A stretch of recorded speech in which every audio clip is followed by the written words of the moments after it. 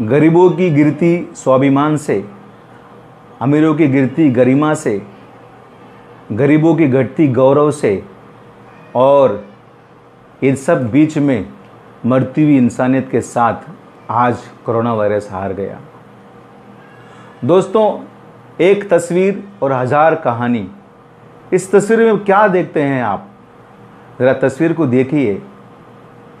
एक महिला जो कुछ अपने सामान बेचने के लिए इसी गली कोचे के अंदर छुपकर खड़ी हुई है। ये देख रही है कोई मेरे सामान लेके न चला जाए तो मेरे बच्चे भूखे रह जाएंगे।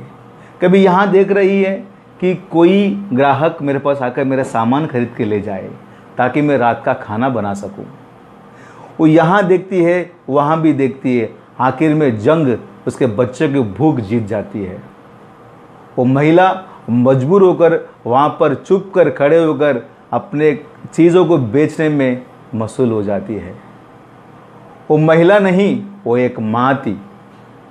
साहब, आपको समझना चाहिए एक माँ की तड़प को। क्यों इस तरह चुपके वो बेच रही है? मैंने कल हमारे इलाके के एक चाय वाले को देखा जो लेमन टी बेचता है 5 रुपये में। मैंने उसको बुलाया कि भाई इधर आ, आज तू हाथ में केटली लेकर कहाँ निकल गया? क्या पुलिस तुझे नहीं पकड़ेगी? वो कलकत्ता का रहने वाला मुझे बड़े प्यार से बोला कि भाई मैं कितना दिन भूखा रहूं, कितना दिन अपने इज्जत को मारकर मैं लोगों से खाना लेते रहूं। महीने हो गए, मैंने कोई कमाया नहीं। मुझे घर का भाड़ा देना है, मुझे बिजली का बिल भरना है, मुझे पानी का पैसा देना है। मेरे बीवी बच्चे मेरे साथ है, उनको भी खिलाना है। तो कितना दिन मैं लॉकडाउन में रहूं? आज निकल गया रोड पर, 4 घंटे मैं रोड पर पैदल चलूँगा तो कुछ पैसे कमा लूँगा, कुछ पैसे कमाऊँगा तो मेरे बच्चों को मैं खिला पाऊँगा। उसकी बातें सुनकर मैं बहुत बेहद नरम हो गया। मैंने कहा तू जा, कहीं डर लगा तो क्या करेगा? साहब, अगर मैं घर में बैठे रहूँगा तो कोरोना से नहीं, भूखमरी से ज़रूर मर जाऊँगा। इससे बेहतर है कि मैं अपना चाय बेचकर ही अपना गुजारा करूँ।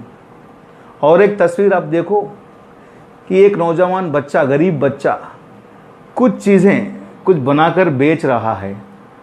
महज 100 रुपये का भी चीज़ें नहीं होगी, लेकिन उसे बेचना उसके लिए बहुत बड़ा काम है। वो बेचेगा तो खा पाएगा। वो उसका भी यही कहना था कि साहब, ये बेचूंगा तो मैं कुछ खा पाऊंगा, वरना हमें भूखा ही सोना पड़ेगा। महाराष्ट्र सरकार ने कहा है कि 6 लाख मजदूरों को हम 5,000 शेल्टर में रखे हुए हैं, उनकी देखभाल कर रहे हैं, उनको खाना खिला रहे हैं। मानता हूँ साहब, बहुत अच्छा काम है, लेकिन ये कुल आंकड़ों का 10% भी नहीं है। कई सारे लोग हैं, आज सिर्फ मजदूर जो बाहर से आया वो मजदूर मजबूर नहीं रहा। जो लोग गलियों में, चौल में, झोपड़े में रहते हैं वो भी मजबूर हो गए, उनको भी खाना नहीं मिल रहा है। जो मजदूर बाहर से आए उनकी एक ही विनती है, साहब हमें जाने दो, हम चले जाएंगे तो वापस नहीं आएंगे यहाँ पर। हम अपने गांव में सूखी रोटी खा लेंगे यहाँ, लेकिन मरना पसंद नहीं करेंगे। एक डब्बा खाना लेते वक्त हज़ारों बार हमारी इज्जत दांव पे लगती है, जिल्लत उठाना पड़ता है कहीं पर, कहीं डंडे मारते हैं हमें। क्या ऐसी जिल्लत उठाकर हमें खाना चाहिए? ये उनका सवाल है साहब। उनको बेइज्जत कर कर यहाँ खाना देते हैं, एक डब्बा और 4 फोटो आ जाते हैं।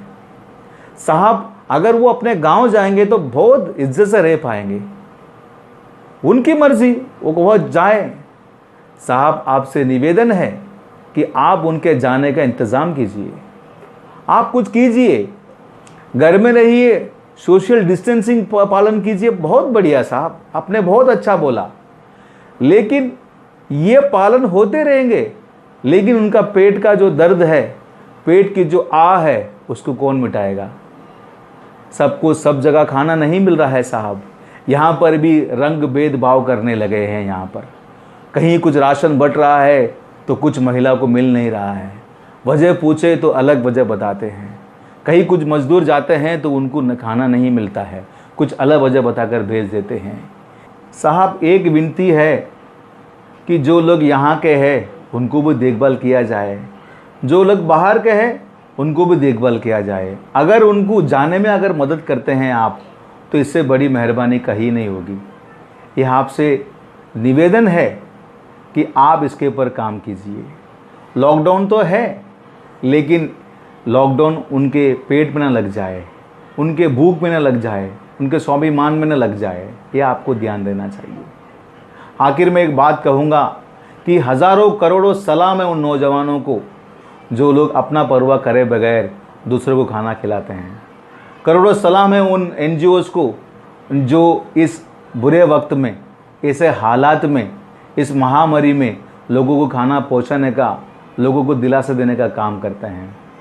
सलाम है उन लोगों को, सलाम है उन पुलिस वालों को जो पुलिस वाले 24 घंटा अपना परवाह करे बगैर हमारी हिफाजत भी करते हैं।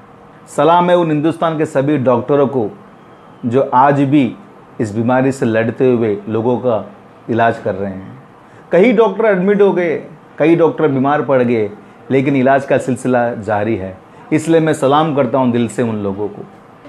और सलाम है उन करोड़पतियों का जिनके पास इतने दौलत होने के बावजूद भी गरीब की तकलीफ़ को दूर करने के लिए कभी आगे नहीं आते, कभी अपना हाथ नहीं बढ़ाते। साहब, आपको एक बात बताऊं, ये पैसा ना आपके कब्र में आने वाला है, ना आपके काम आने वाला है। मरने के बाद तो सिर्फ आपको कफन ही पहनना है। क्या आपने सुना नहीं कि खाली हाथ आया है तो खाली हाथ ही जाएगा। आज कोरोना जीत गया, वाकई में कोरोना जीत गया। सलाम।